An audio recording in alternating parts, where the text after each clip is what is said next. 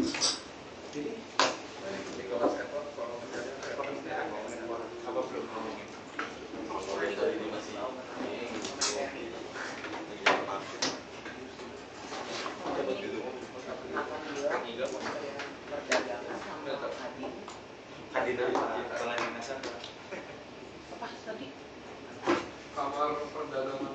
Oh, Kadin kamar apa? Mereka mau support tapi mereka mau kita bikin semacam kayak expo gitu loh. Banyak showcase robot-robot. Iya.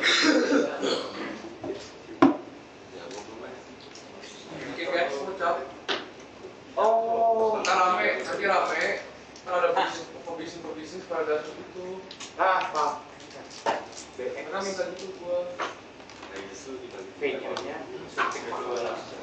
Bapak minta jadi yang satu fokus di syuting sama Adrian, satunya di jadi yang satu di kompetisi, yang satu expo-nya.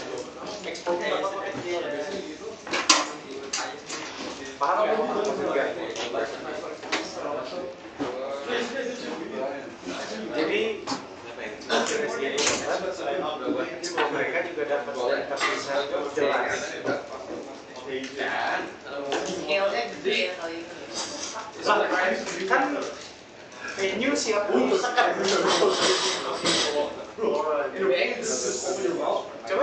cari deh venue Kapan-kapan tuh masuk yang tahun itu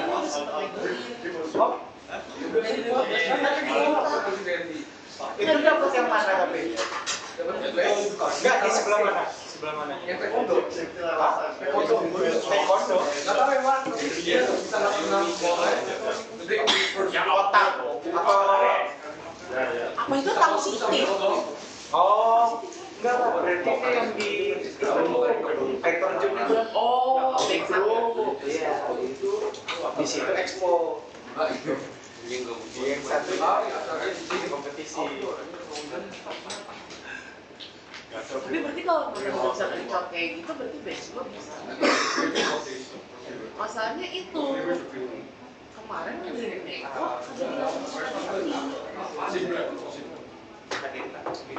Ini yang dia bilang di grup, oh iya itu udah berubah nama enggak? Gue search yang di bawah Kementerian Ketenagakerjaan namanya masih sama. Yang berubah itu dia lomba robotik lain nggak tahu apa.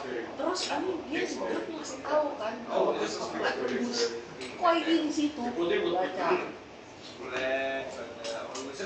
Kan bukan kok Egi, cuma temennya dia juga. Temennya dia. Ya, biarin lah. Paling tidak ya kita sama kayak ini.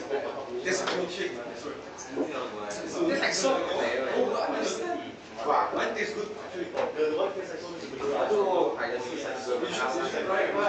sering main ke daerah industri sana nih. Ya, di mana? Bensin sama listrik itu jadi Inggris nggak sih? Enggak ya?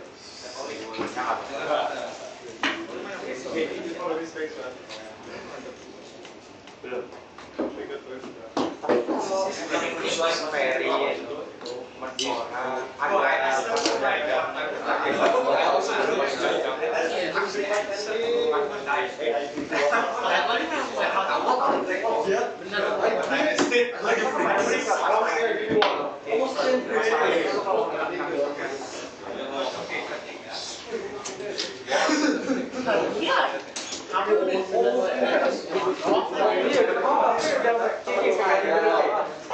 pegangin dulu.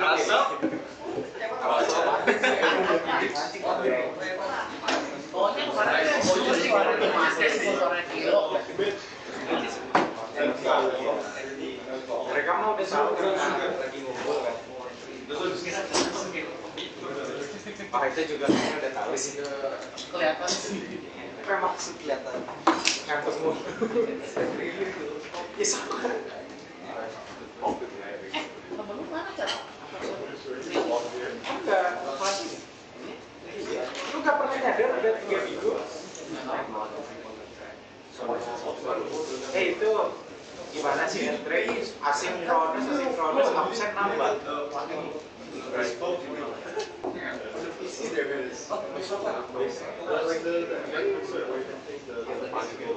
Oh, dari mana? Iya.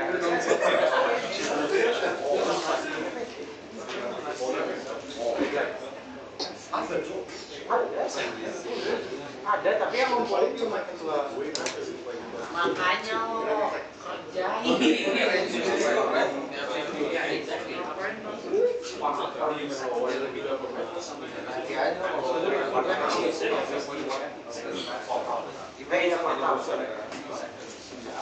Tapi itu kalau bukan konflik, saya lu gak masuk nanti itu karena apa? Lu masukin alasannya.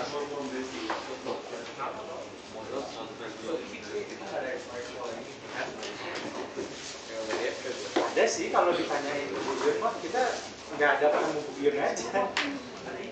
Oh,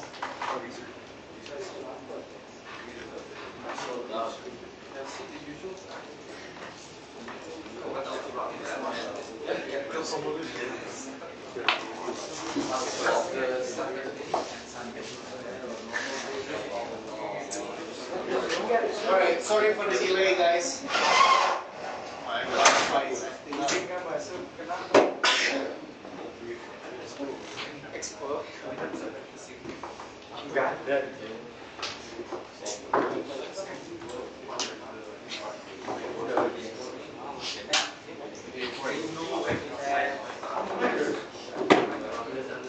Tapi juga nggak bisa. It is, if it's running.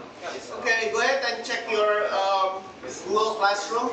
There is a pre-test for today's topic, rolling contact bearings.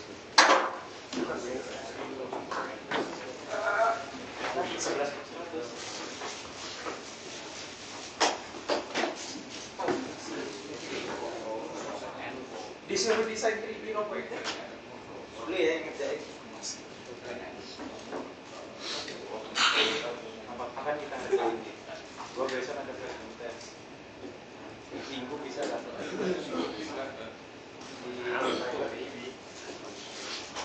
Dan tempat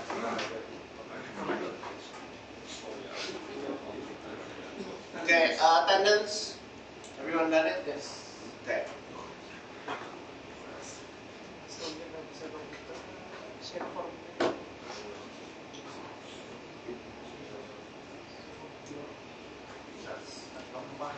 Oh, udah.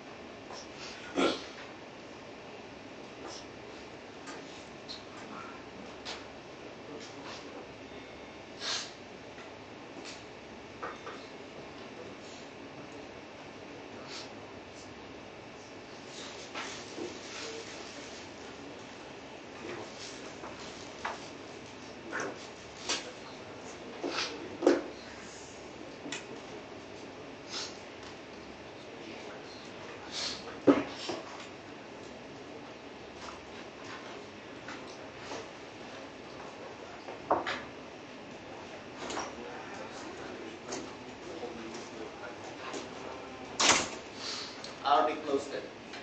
You need to email me. Oh, sorry. I just go to the wrong floor.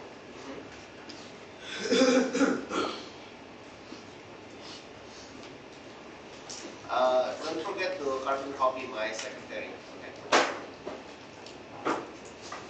Can you guys in the back move up? Fill up this row. There are calculation on the board, so you cannot see it. I don't want to have to write big.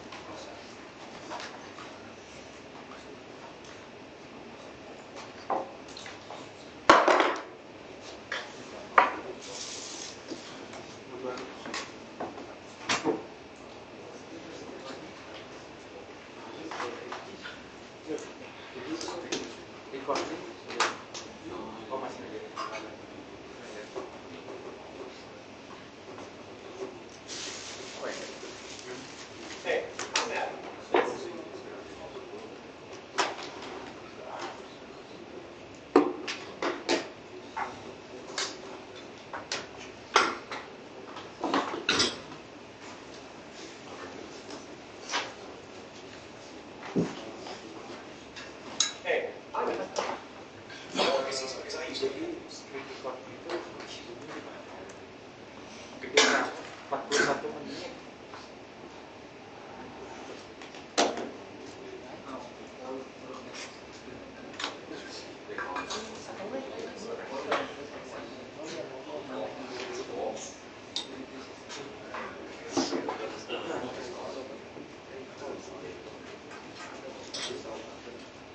Di drive yang mana? Yang share atau yang kita?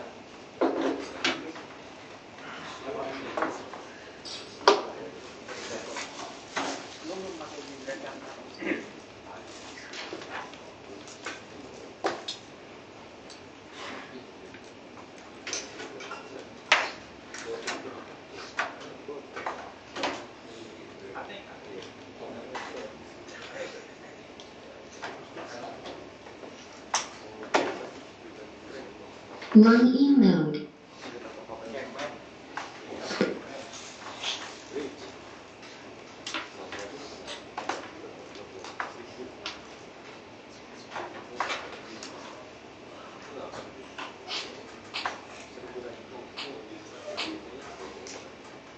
Okay, all done with the pretest? Can we start?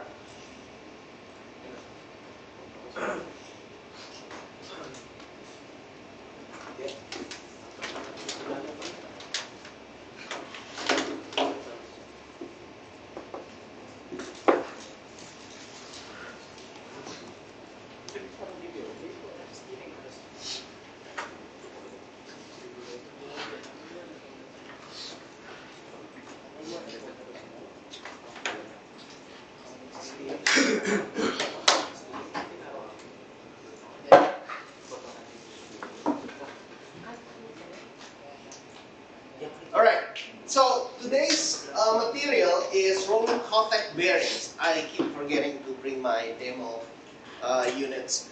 But we talked about shaft, right? And how do you mount shaft? Okay, you mount it on bearings. Why do you need bearings? Well, it's gonna have to sit on something, right? And if you put it on just a regular sleeve of steel, that is acting as a bearing, okay? The function of a bearing is to bear loads. So it's gonna have to mount on something. It cannot just float. So something is gonna bear the load. And there are two kinds of load on shaft. Remember? What are they? What is this one? Axial. Because it's along the axis. So that's how you remember it.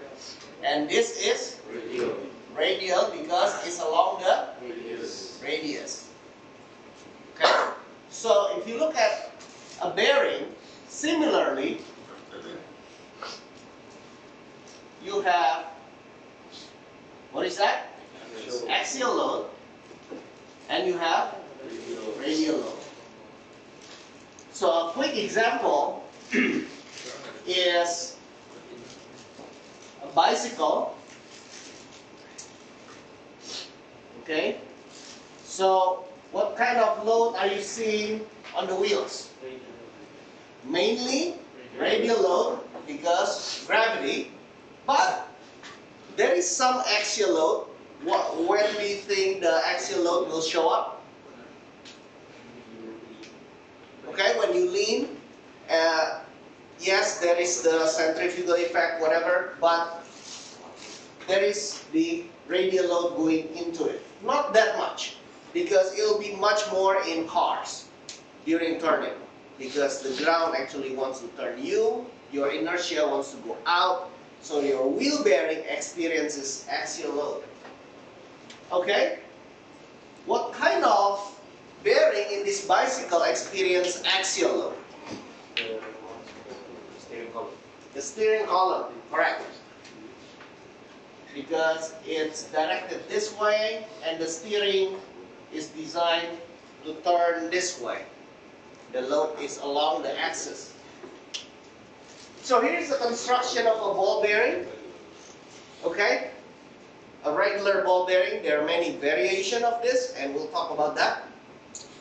We have the outer race, we have the inner race, and in between we have the rolling elements. And the reason I say elements is because there are two kinds, essentially. The ball and the roller. Okay, a roller will be a cylindrical element that rolls and create the anti-friction. Now there are other features of it you need to be familiar with. This is the face, this is the separator, because otherwise your the balls are spaced apart. Okay, it's spaced apart, so when it rotates, it doesn't clump together. We need some spacing. To keep that spacing, we have the separator. So this is a separator, the inner ring, the outer ring.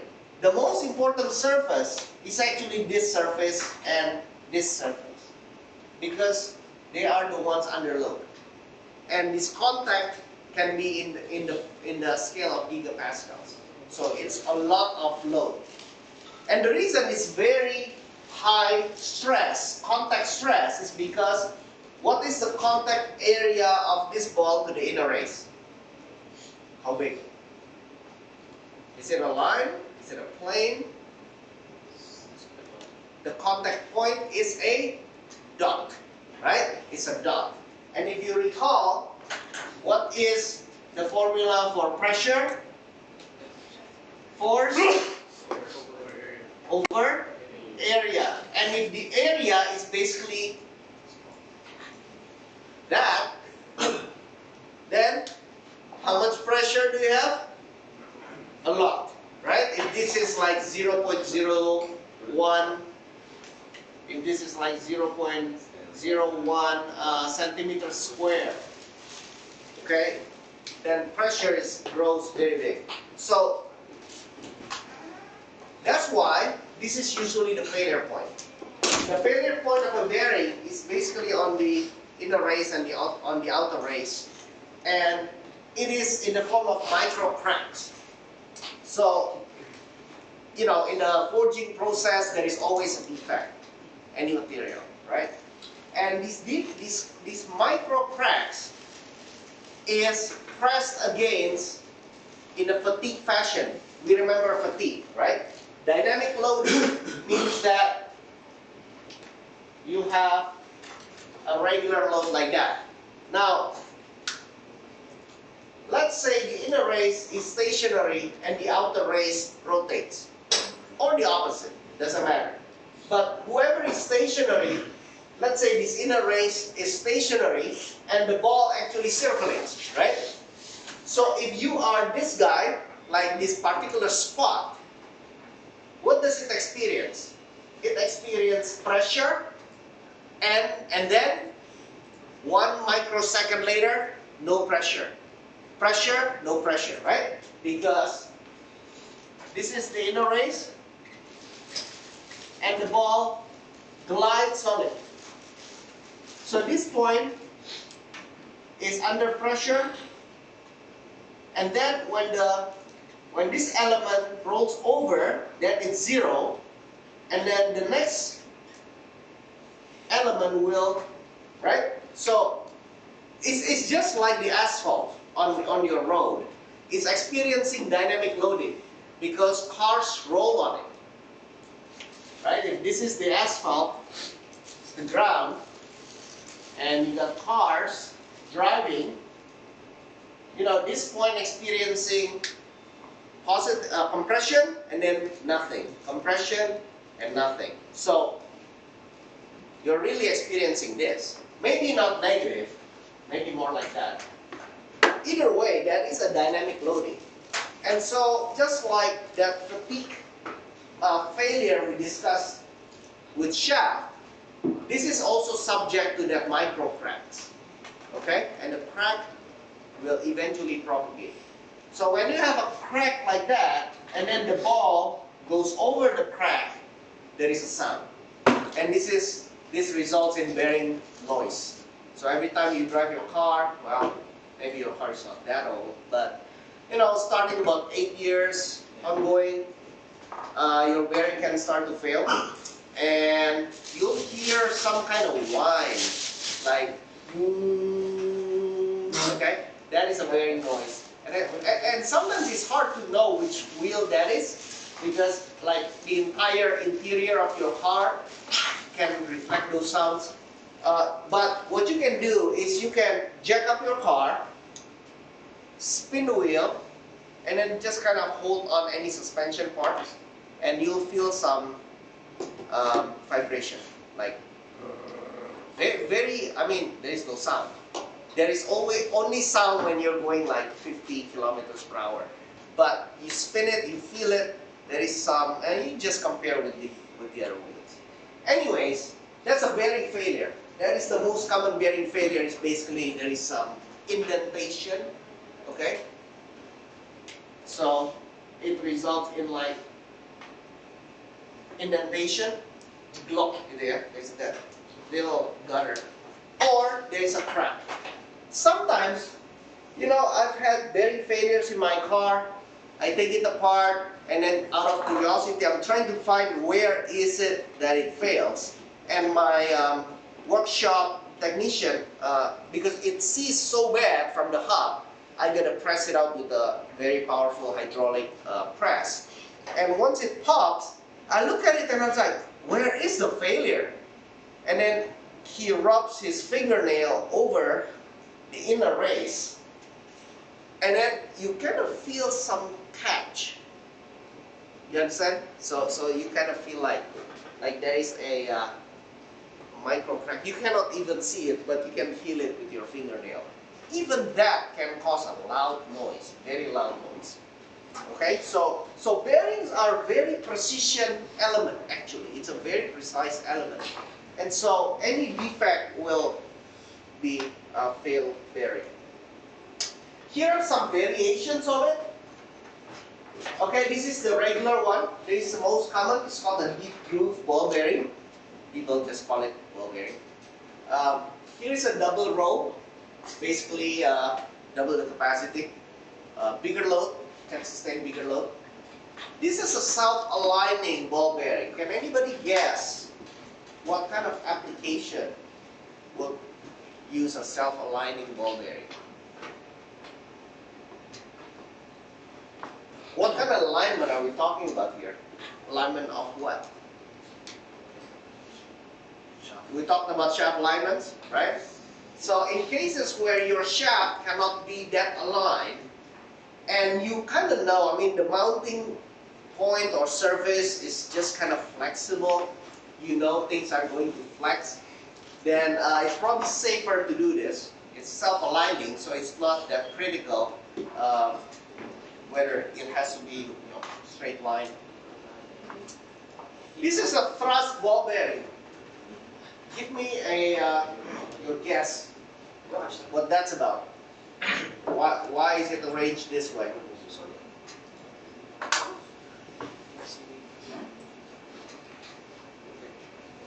Why is it arranged not like this or like this?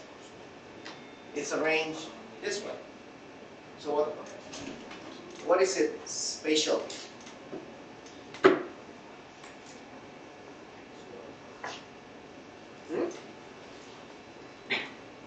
Come on, imagine.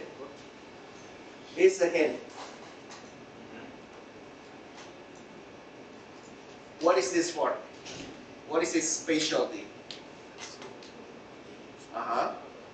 So, what kind of load? Axial. Okay? So thrust ball bearing is not designed to handle any radial load. Any radial load. So no radial load, only purely axial load. Think of it like, you know that exercise machine? It's probably way old and obsolete. But this plate that you can do that on, you know, the rotating disc, and also in your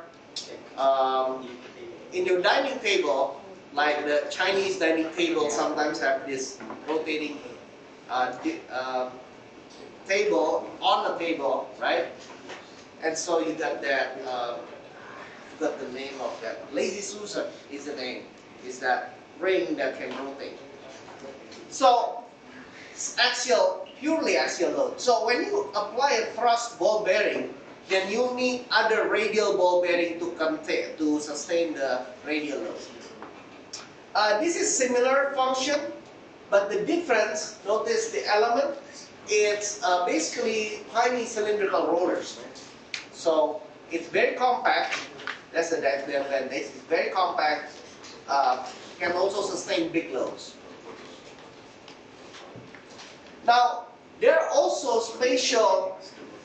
other spatial bearings that can take on both axial and radial. And if you notice, I'll just write there. If you notice, this is at an angle, right? So if I give it an axial load, it can sustain it because this is at an angle. But if I give a radial load, this is also fine. So this roller, right? This is the rolling element, and it's tapered. You understand what tapered means? Like it's not straight; it's like that. Okay, this is a rolling element. There is the outer race, and there is the inner race. Okay. I'm taking just a section of it, like this. I'm zooming in, and you can see that it can sustain axial because it's at an angle. Okay? It can also sustain radial. This is a very strong bearing, the tapered roller bearing. If you deal with heavy machineries, bulldozers, those construction machines, many of them then will use this kind of roller bearings. Very heavy duty ones. But unfortunately, you have to always keep it like this, right? Look at the construction. When you stack this up, this can actually be disassembled like that without any preload. And therefore, because it exerts an axial reaction, then you'll have to arrange it in a duplex like this. Now, it doesn't have to be back to back. It can be left and right, right? But it exerts an equal and opposite reaction. Okay, can you guys see it? If you only have half of it, setengah, yeah, and then you give a radial load, then it's going to want to slide that way, right? So you give a radial load, it's going to slide and disassemble itself. So you're going to have some kind of capture arrangement there. Or just put it on a duplex like this. Any questions so far? Just raise your hand if you have one. This is an equivalent of the tapered roller bearing. I felt that it is easier to explain the roller bearing because it's more visible, the angle. But this one is also at an angle. Look at that arrangement. Okay? A deep groove regular ball bearing will be symmetrical in its concave. Okay? But here, it's not symmetrical. This is the outer, this is the inner, and the contact is like that. In contrast, the regular groove is like this. Can you guys see the difference? Yeah. So the contact is vertical like that. Now the contact is at an angle. So in a similar way, it is also designed to sustain axial and radial. Many cars, the wheel bearing uses this one, and the more heavy-duty cars uses this one. Okay, but the angular contact is the choice if you want to sustain both direction of loading. Here's a needle bearing. It's actually similar or same function as this guy, just the regular ball bearing, but it is compact. And what do you see missing in the needle bearing? What component do you see missing? The inner race. So how do you use this?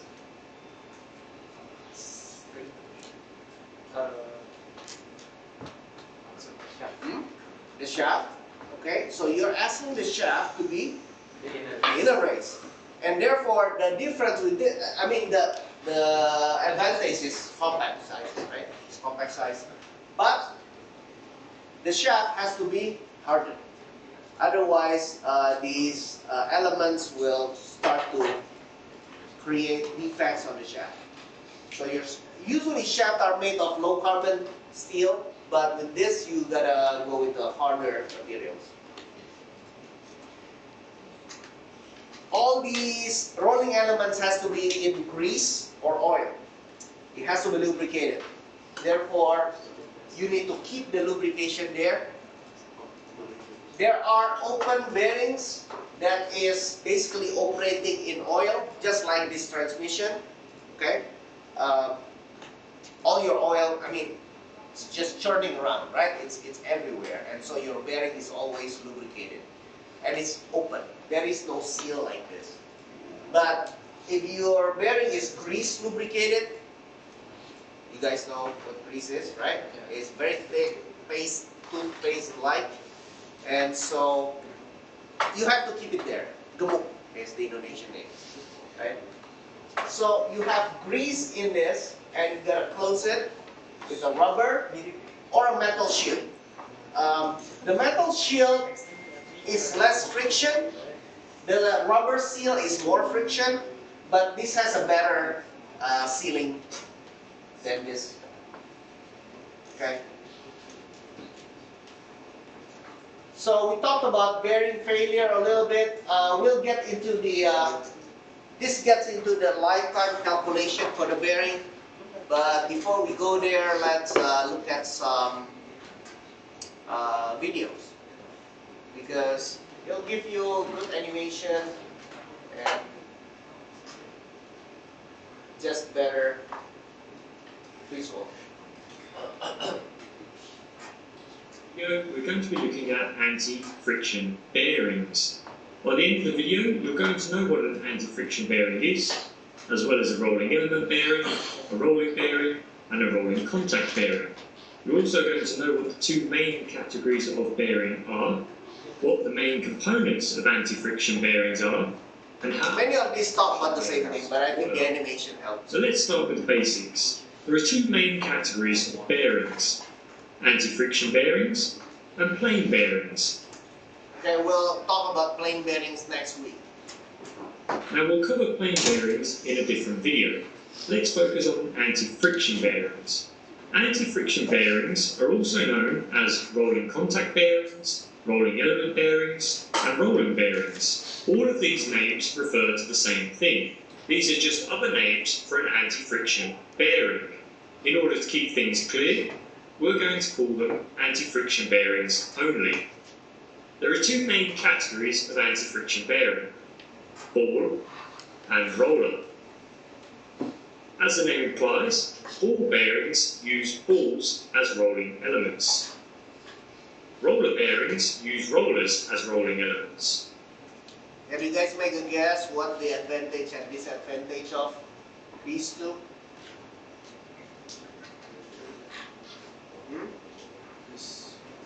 The ball and the roller. Ball has less friction. Which one has less friction? Ball.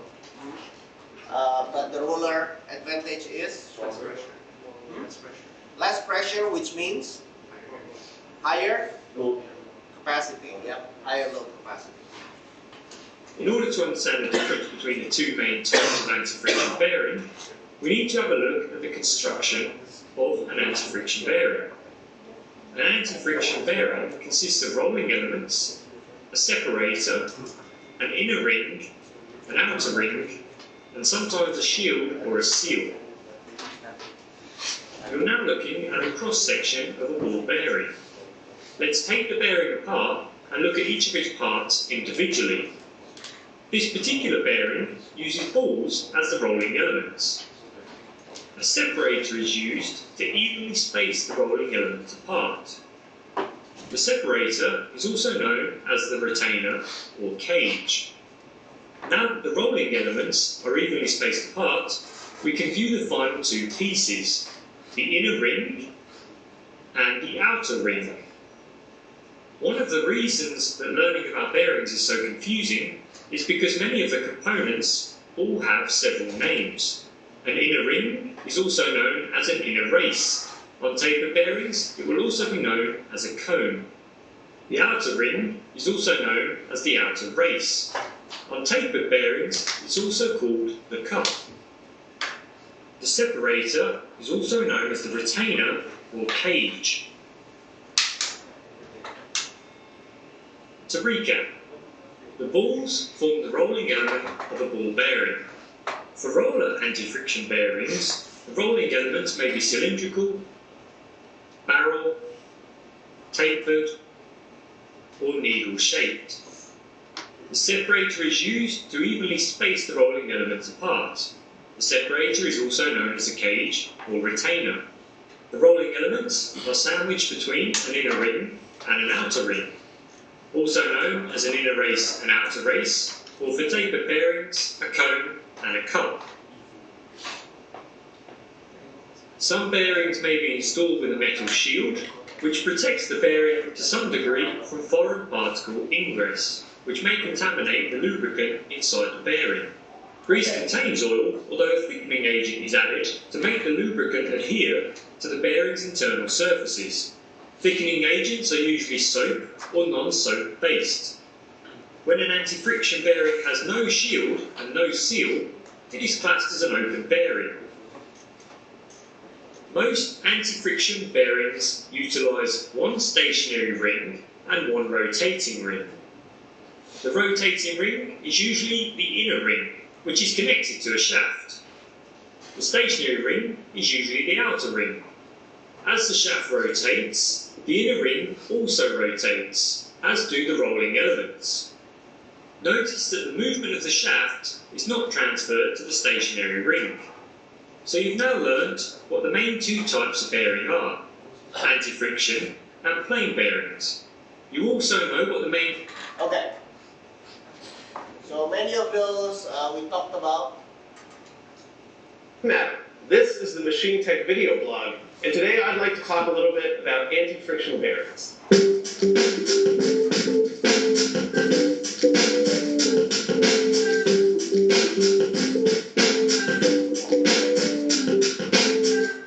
Bearings are essential components in all rotating machinery, and when I say bearing, I mean any device which does the following three things. 1. Bearings minimize the friction between contacting surfaces. 2. Bearings restrict the motion of rotating components inside of the stationary component, like a casing. And 3. Bearings support the loads imposed on the shaft. Let me show you what I'm talking about. Hopefully you noticed by the way that this pump is set up. We have a stationary casing, and we have a rotating shaft that runs through it, and on either side we've got bearings. Notice that bearings usually come in pairs. Depending on the application, you could have more than 2, but you always need at least 2. Now, this is the shaft that we pulled out of the pump. Imagine that this is rotating inside of the casing. Everywhere where we have relative motion between surfaces, there's going to be friction generated. Whenever you have friction, you have heat. Whenever you have heat, you have wear. So we need some way to mitigate them. Secondly, this shaft is essentially free to flop around inside of the casing or even shoot out the backside if it wants to. We need some way to restrict the motion of the shaft inside of the casing and locate it. And the third thing is that the shaft has many forces acting on it, whether it's from hydraulic imbalance in the impeller, it's a bent shaft, it's mass imbalance, whatever it is, you need some way to support that load. And there are essentially 2 different kinds of loading. There's radial loading, which is 90 degrees perpendicular to the shaft axis, or there's axial loading, which is parallel to the shaft axis. And how much and what type of load you have acting on your shaft is going to decide what kind of bearing you're going to use. Now let me be clear. There are 2 main categories of bearing. On the one hand, you have the hydrodynamic bearing, which is really nothing more than a sleeve with some lube in it that a shaft spins around in. So hydrodynamic bearing is basically a plain bearing. We'll talk about that next week. Then you have the category of bearing that most people think about when they hear the word bearing, and that's the anti-friction bearing. Anti-friction bearings use rolling contact rather than sliding contact. Rolling contact has a lower coefficient of friction, or drag, and that's where anti-friction bearings get their name. Now, there are enough differences between the 2 categories of bearings that they really deserve their own episodes. We'll deal with hydrodynamic bearings at a later date, and today we'll just focus in on the anti-friction bearings. All anti-friction bearings have the same 4 basic components. First, you have an inside ring called an inner race. Second, you have an outside ring called an outer race. The ring, which is filled with dirt and grime and all kinds of nasty things. This is the bearing I've been using as an example. Because of its symmetrical design with a single deep groove for ball-type elements, this type of bearing is called a deep groove radial ball bearing. As the name suggests, it handles a good amount of radial load and some axial load. It's a good all-around bearing and therefore is the most common. You'll often see them in electric motors or pumps. For added load supporting capacity, these bearings, and many other types for that matter, also come in double row configurations, which have 2 grooves and 2 sets of rolling elements inside the races. Here's the same type of bearing, but notice that whereas the first bearing has a cage made out of stamped steel, this one has a cage made with polyamide, a type of synthetic polymer. Here's the same bearing again, but notice the metal shield protecting the bearing elements. This is one of those optional accessories I mentioned. The other type of common bearing protection is the elastomer seal. Both shielded and sealed bearings are pre-filled with grease at the factory and are considered lubricated for the life of the bearing. The angular contact ball bearing can support a large amount of thrust load because of its asymmetrical design, which features a high groove shoulder on one side of the inner race and bearings. Unlike balls, which contact the races at single points, handle considerable... Okay, I think we basically covered all of them. I think the visuals are just okay. So, are you curious how bearings are made? I love how those how it's made videos. So, how bearings. It's very precision stuff.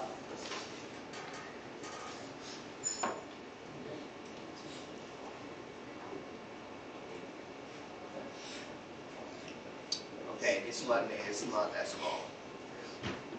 Ever wondered how those tiny precision bearings, the ones inside cars, machines, and even skateboards, are made? It all starts with something simple: steel. But not just any steel.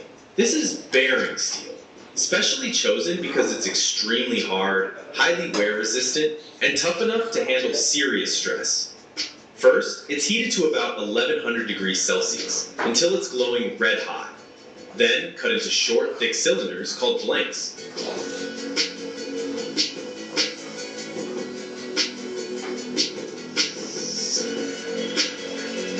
These blanks go under a massive hydraulic press, which flattens them into a pancake-like shape.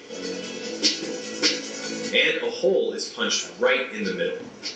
From here, ring rolling and hole expansion fine-tune the size, getting it closer to what's needed for the specific type of bearing.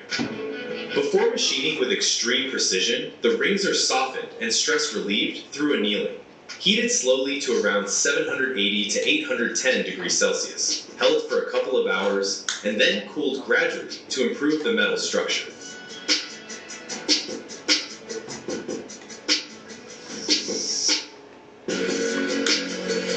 The rings then move to rough machining, where the inner and outer diameters are cut close to final size, but with a little extra material left for perfect finishing later.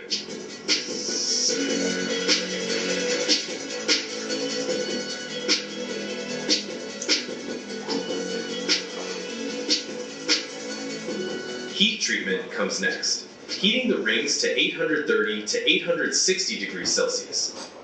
Did you catch the material heat treatment process? First, when it's forged, it has a lot of dislocations inside the material that it becomes very hard to machine. So what you do is what is called annealing. Annealing is basically warming it up to a certain annealing temperature and just let it relax. So the material, after it's being hammered in forging, you need to anneal it before you machine it. So it's soft enough. And then, after you machine it to the right dimensions, you need to harden it again. And so this is the next heat treatment. So it looks funny, like it was hot, make it cold, and then heating it up again, right? But this is the process you have to go through because you have to machine it. While it's, you have to machine a soft material.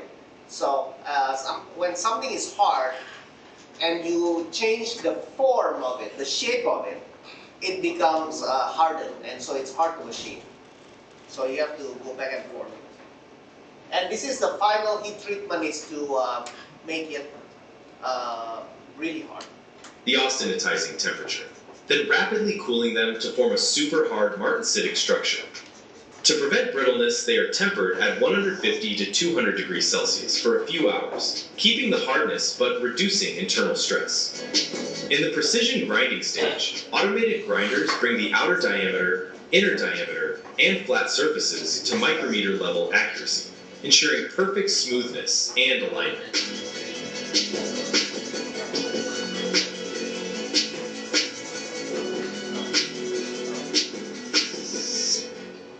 Before assembly, every part is ultrasonically cleaned to remove oil, dust, and microscopic metal particles.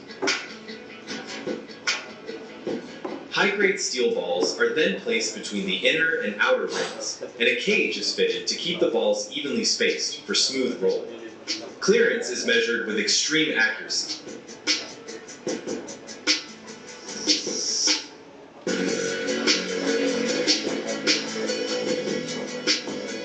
The bearing is cleaned again, spin dried, and lubricated with grease to minimize friction and extend its lifespan.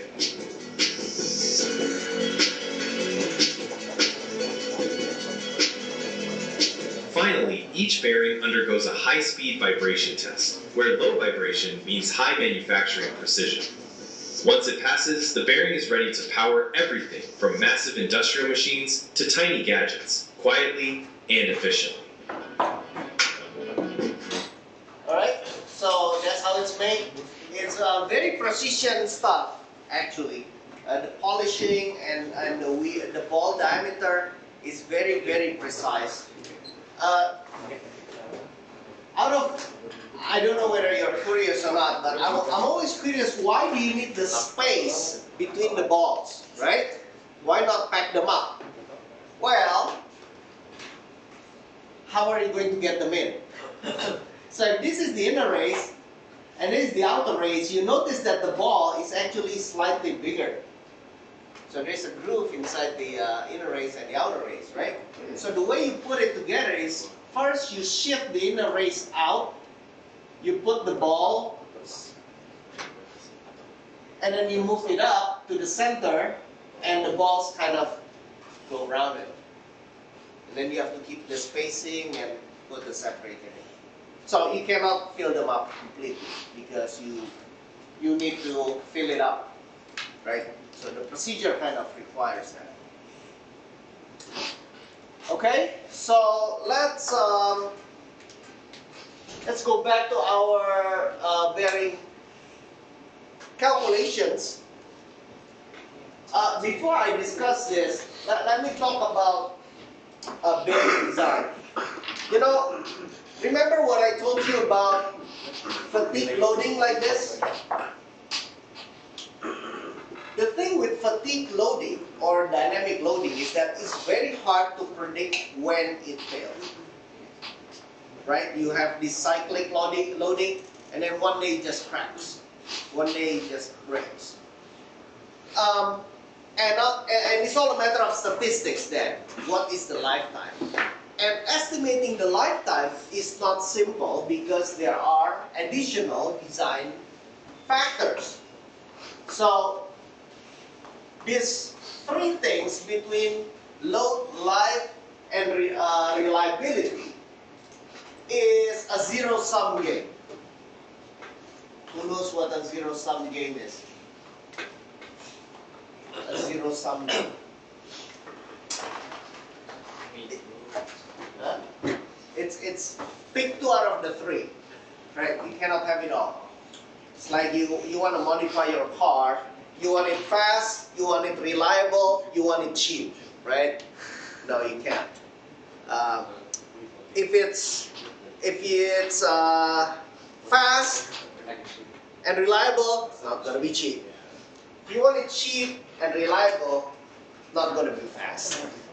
In other words, don't modify your car, right? So you pick two out of the three. There are also jokes about ladies and guys, but I guess we have to keep that out from class. So we have the zero-sum game between load, lifetime, and reliability of the bearing. If you want long lifetime, you gotta keep it low load and high reliability. If you want high reliability and high load, then don't expect a long lifetime, right? If you want a long lifetime and a big load, then you might not have it reliable. In other words, out of the 100 bearing you produce or you use, maybe only 80% of it fulfill what you want. So you understand what I'm talking about. Between these three things, you can only pick two. And the calculation also works out that way, okay? As you will see. Now, there are bearing life definitions that you have to be familiar of before we get into calculation. Lifetime means the number of revolutions. And so when we talk about bearing life, we talk about number of cycles. number of cycles, because in one cycle you basically load cyclically the different points in the bearing. The rating life, or we will call it the C10 catalog load rating, is life required for 10% of the sample to fail. Okay? So when a bearing manufacturer say rated 1 million cycles, that's a life rating life, then that is with the assumption of 10% failure. Okay? It's a median life. But this is the most important one that you have to know. The catalog load rating. When you open a bearing catalog, you will see this term, C10. C10 is basically the radial load that causes 10% of the group of bearings to fail at the bearings manufacturer's rating life. Now, if a bearing manufacturer rating life is 1 million cycle, which is very common, then the C10 would be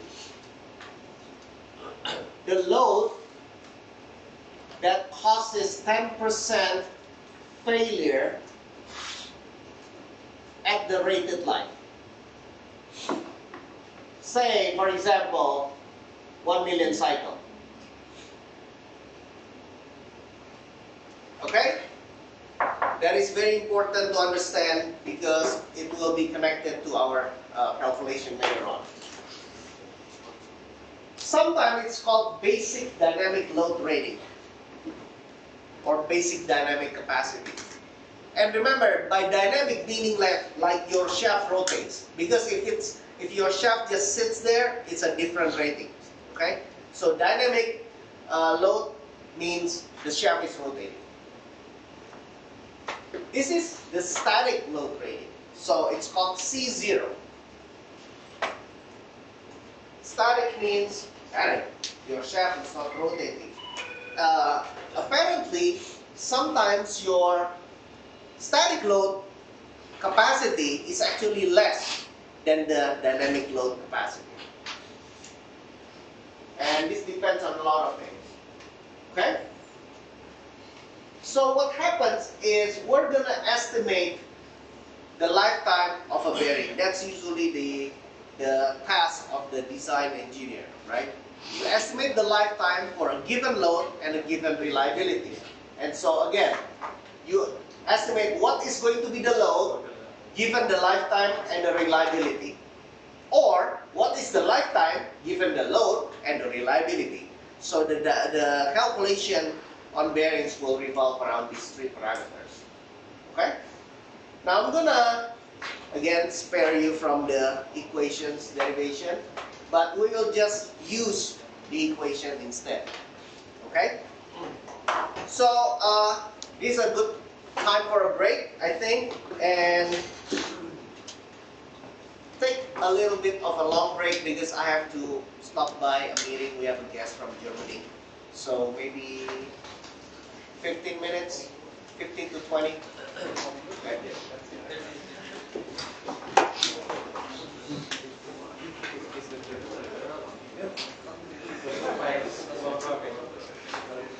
Okay, so I'll be back sometime between 10:15 and 10:20. Okay?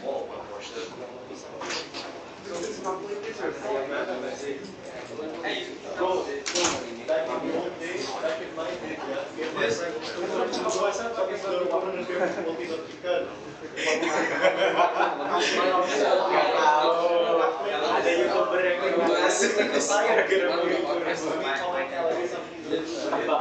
mana gitu. Bukan itu loh, dia kayak ngertiin mandi makan ya. Ini nih alasan warteg ditutup. Kopi dong.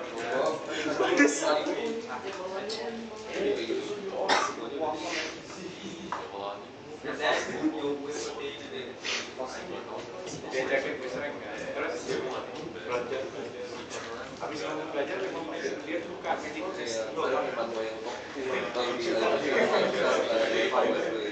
What the